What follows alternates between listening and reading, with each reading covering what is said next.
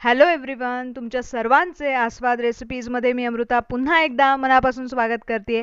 आज आपण आस्वाद रेसिपीजमध्ये खूप जास्त दिवस टिकणारं कैरीचं पन्ह कसं बनवायचं हे बघणार आहोत. त्यामुळे शेवटपर्यंत व्हिडिओ नक्की बघा. इथे मी आज कैरीचं पन्ह तोतापुरी कैरीपासून बनवणार आहे. तर इथे मी 1/2 किलो तोतापुरी कैऱ्या घेतलेल्या आहेत. त्या कुकरला 2 शिट्ट्या करून आपण उकडून घेणार आहोत. इथे कैऱ्या उकळून झाल्यात, थंड करून झालेल्या आहेत. आता याचा गर आपल्याला काढून घ्यायचा आहे. त्यामुळे मी ह्याचा गर एका भांड्यामध्ये गोळा करते.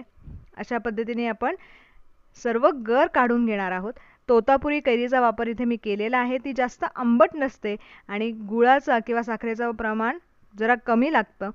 आता इथे तुम्ही बघू शकता सर्व गर मी एका भांड्यामध्ये काढून घेतलेला आहे. त्याच्या 1.5 पट आपल्याला गूळ घ्यायचा आहे. तर जेवढा गर असेल त्याच्या 1.5 पट आपल्याला गूळ इथे घ्यायचा आहे. गूळ तुम्ही घरात वापरता तो घेतला तरीही चालेल. एका भांड्यामध्ये आपण तो गूळ काढून घेणार आहोत आणि गूळ बुडेल एवढं पाणी आपण यामध्ये घालून घेणार आहोत. साधारण 1 ग्लासभर पाणी मी यामध्ये घातलेलं आहे आणि हे आपल्याला गॅसवरती लो फ्लेमवरती ठेवायचं आहे जोपर्यंत गूळ विरघळत नाही तोपर्यंत. या मिश्रणाला छान उकळी आलेली आहे. तुम्ही बघू शकता गूळ पूर्णपणे जवळजवळ विरघळलेला आहे. आता यामध्ये आपण घालून घेणार आहोत वेलची पूड. अशा पद्धतीने जर कैरीचं पन्ह केलं तर ते जास्त दिवस छान राहतं, टिकून राहतं.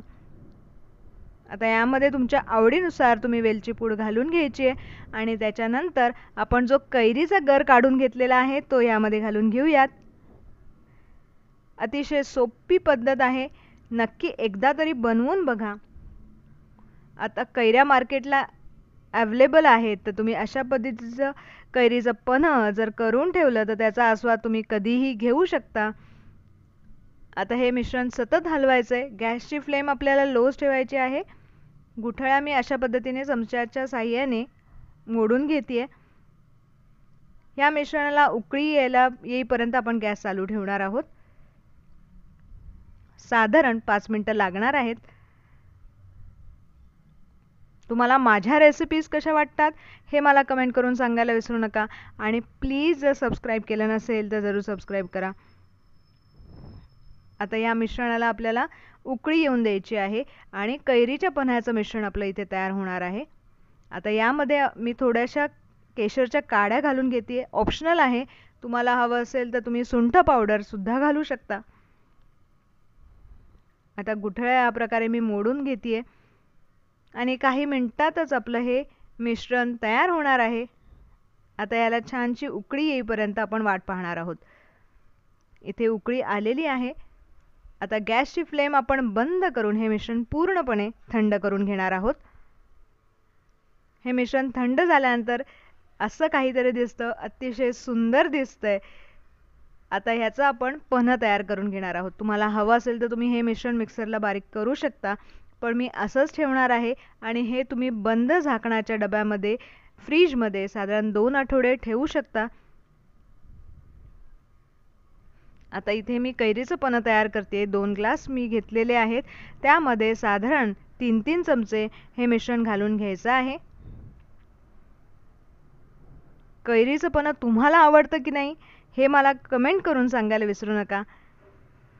जेव्हा असं घरामध्ये रेडी मिश्रण असेल तर ते बनवायला फार वेळ लागत नाही. थोडं थोडं मीठ घालून आपण यामध्ये अजून टेस्ट एन्हान्स करणार आहोत आणि त्याच्यानंतर आपण यामध्ये बर्फाचे क्यूब्स घालून घेणार आहोत. तेही ऑप्शनल आहे. तुम्हाला हवं असेल तर तुम्ही घाला, नाही तर माठातलं डायरेक्ट पाणी घातलं तरीही चालेल. उन्हाळ्यामध्ये असे वेगवेगळे प्रकारचे गोष्टी आपण बनवून फ्रीजमध्ये ठेवतो आणि ते जास्त दिवस टिकण्यासाठी तुम्ही अशा पद्धतीने ही रेसिपी वापरून कैरीचं पन्ह नक्कीच बनवू शकता. आता यामध्ये आपण थोडंसं थंड पाणी घालून घेणार आहोत आणि कैरीचं पन्ह आपलं इथे तयार आहे. यामध्ये तुम्ही पुदिन्याची पानं घालून सर्व करू शकता. आता हे मिश्रण आपण छान मिक्स करून घेणार आहोत. सुंदर रंग आलेला आहे. अप्रतिम असं कैरीचं पन्ह इथे तयार आहे. तुम्हाला ही रेसिपी कशी वाटली हे मला कमेंट करून आणि सबस्क्राईब करून नक्कीच कळवा. छान आपलं कैरीचं पन्ह इथे तयार आहे. आहा, सुंदर दिसतंय. याचा आस्वाद मी घेणार आहे. तुम्हीही जरूर घ्या. Thank you for watching my video. परत एकदा भेटूयात अशीच एक छान पटकन होणारी रेसिपी घेऊन.